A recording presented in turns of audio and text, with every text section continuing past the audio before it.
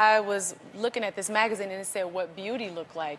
And it was all women that did not look like me, with blonde hair. And I was thinking, well, if that's what beauty looks like, then where do I fit in? Hey y'all, welcome back to my channel. Today we're going to be exploring how natural hair representation has changed throughout the years. I've been natural for over 5 years and I love looking back at photos of people proudly rocking their natural hair back in the day. It's something that brings me great joy, so I decided to put together a video that celebrates the beauty of natural hair throughout the decades. Some dates may be off, so if I'm a little off with some dates that I mentioned in the video, please charge it to my head and not my heart. Also, if you know the correct dates of certain events that I mentioned, please leave them down below in the comments. Okay, so to start, we're going all the way back to the 1960s. So at this time, there was a rise in black music with Motown leading the pack. They had acts like The Temptations, The Contours, Marvin Gaye, Gladys Knight, and The Pips, just to name a few, but the list definitely goes on.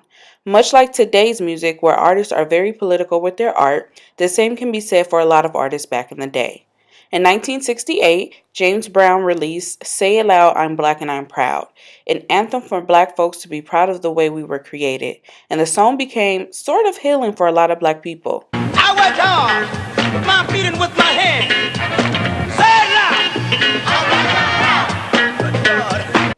At this time, the civil rights movement was also on the rise, being headed by the incredible Dr. Martin Luther King Jr. Although started in 1940, it definitely saw one of its heights in the 1960s. That is something that I must say to my people who stand on the warm threshold which leads into the palace of justice. Another civil rights movement was started in the 1960s, 1966 to be exact. The Black Panther Party was founded by Huey Newton and Bobby Seale, and their agenda was simple. They wanted equality for black people economically, socially, and politically. During the rise of the Black Panther Party came the rise of the Afro. During this time, natural hair became a statement, and it said that I'm not conforming to your ideals of beauty, i.e., European beauty standards. Simply put, it stated I'm black and I'm proud.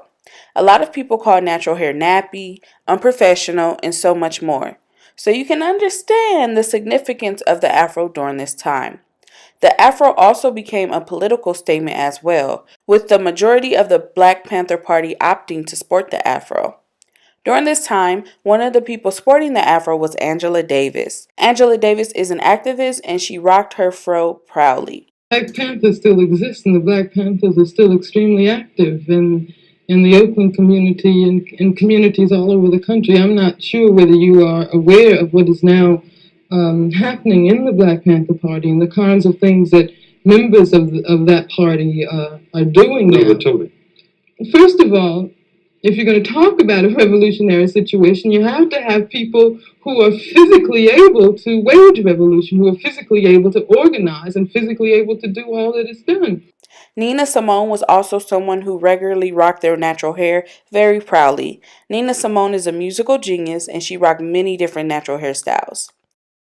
Eartha Kitt was also someone who often rocked her natural hair. In fact, she made waves when she rocked a natural do for the filming of Batman as she played Catwoman.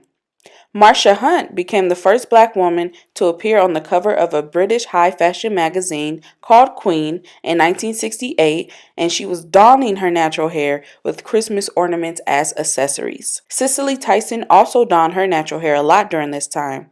But while the Afro was becoming legendary, it came to a point where many had to go into hiding and wear disguises that covered their natural hair because police officers started to target the Afro because they knew most of the people rocking their beautiful fros were most likely black activists.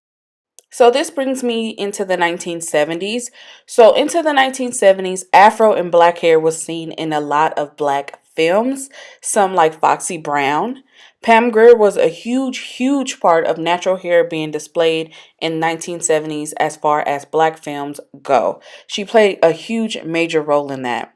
During this time, I also felt like Pam Grier gave natural hair some sex appeal in a way. Most people probably thought natural hair was just a political statement or you were a part of a different political party. But Pam Grier was like, nope, I'm going to step in. I'm going to show y'all how it's done. And then natural hair can also be sexy. There's many different vibes to natural hair. And I feel like Pam Grier really took that under her wings and showed people that you can also be sexy rocking different kind of natural hairstyles. Pam Grier made other women feel sexy wearing their natural hair as well, and that is why representation is so important in media and television, because you need little girls and young women to see people who look like them. And if we see people who look like us, we have something to inspire to or be inspired by.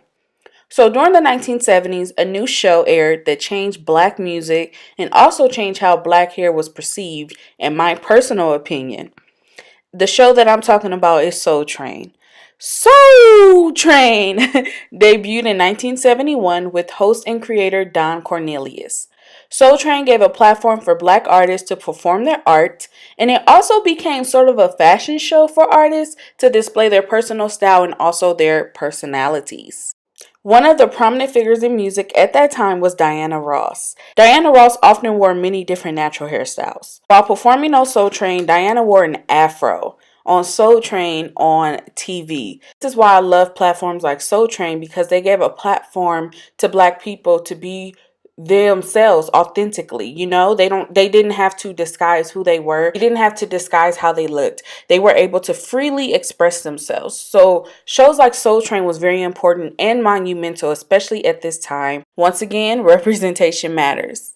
The 1970s birthed fashionable natural hair to me. I feel like the 1970s said that natural hair can be worn whenever with whatever. It truly was a time that transcended time in a way, because we were coming from the 60s where I felt like natural hair was such a pivotal statement, saying that I don't have to look like how you think I should. I'm going to be me. And it made such a broad stance, and it also said something deeper. Whereas when we go into the 1970s, I feel like people felt a little bit more free with their natural hair and kind of felt a little bit more sexy. Shouts out to Pam Grier and so many other women. And I felt like it went from being a political statement to, yes, this is still a political statement, but this is also how I feel and how I choose to express myself. So I feel like the 1970s really birthed that whole fashionable natural hair age. But women weren't the only ones rocking their natural hues, okay? The men did as well. So many men. I think the fros are so sexy. You have people from Michael Jackson, Earth, Wind, and Fire. So many people rocked the fro. It was so popular, such a popular hairstyle. So natural hair became a way of expressing yourself without having to say not a single word. You knew what was going on when I came stepping through, okay? So during this time, I feel like afros made black people feel powerful. We're kind of showing you guys who we authentically were, and I feel like a lot of people didn't expect for us to rise up in that way. And I also feel like it made them feel as though they were taking a stand against oppression, which they were. We couldn't even fathom or imagine what our ancestors went through at that time. So I felt like the afro was the universal signal for black power back then. Whether it was black power in sexuality, black power, against oppression, black power in my political party, black power for civil rights, whatever it was, I felt like natural hair just kind of triumphed all of that in one back then at that time. So the 70s is truly one of my favorite periods in time because I feel like it had so much authentic flavor. Like we just have flavor just authentically, from our bones, from our heart. So as you can see, during the 60s and the 70s, natural hair was everywhere. But in the 80s and the 90s, Afro was kind of phasing out and other styles were coming in. So that's where we're going to get into next. So my next segment will be about the 80s and the 90s. So make sure y'all stay tuned and check out the different parts. I will be doing it all the way up until now. So we have the 80s and the 90s, the 2000s, and then the 2010s. I am loving gathering all of this information for these videos and putting it together. I am doing tons of research. Hopefully all of my dates and things are very accurate. I'm trying my best. But once again, if it's not, please leave the correct information in the comments and I will pin it so everyone can see the exact, information. Please share this video if you would like to. Share share it if you care, subscribe if you are not subscribed already, give it a thumbs up if you enjoyed it, and leave a comment and let me know if you're enjoying it down below. It will mean so much to me. Thank you guys so much for watching, and I'll see you guys in my next one, okay? Bye! I will continue to organize the Black community in a political fashion. I will continue to organize the Black community in a political fashion.